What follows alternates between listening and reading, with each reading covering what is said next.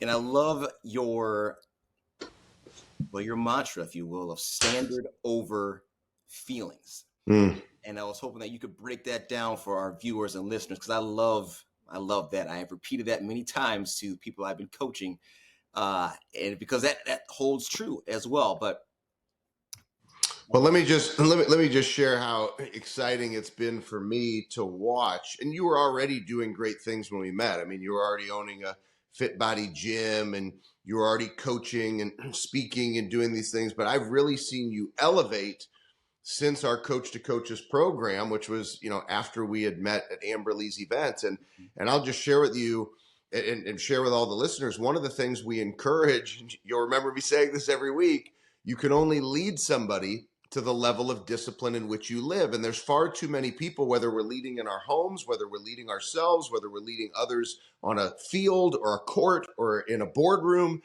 and our disciplines are out of whack. There are no standards, yet we're expecting people to follow. And so I encourage people to pay attention to those disciplines and to connect to the burn, which is that underlying fire that ignites your why and purpose, that causes you to show up on the days you don't feel like it, and especially after you win. Because when you think of that burn, there's no skipping days, there's no missing the standard. And so I found, for me, I'm a 46-year-old man. My mother passed away at 38. So I've been given 8 extra years my mom never got. I'm going to choose to not waste a day. That's my burn. That's my fire, which doesn't make my life perfect. I have challenge, adversity. I've still got 2 coaches. I try to be the best dad I can be. I try to be the best husband I can be. I screw things up all the time.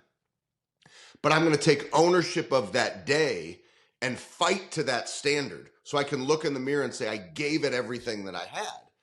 And when that becomes the standard, you understand discipline, connection to the burn. You start to recognize that the standard has to be more important than your feelings. And I always like to say, don't allow your feelings to dictate how you show up.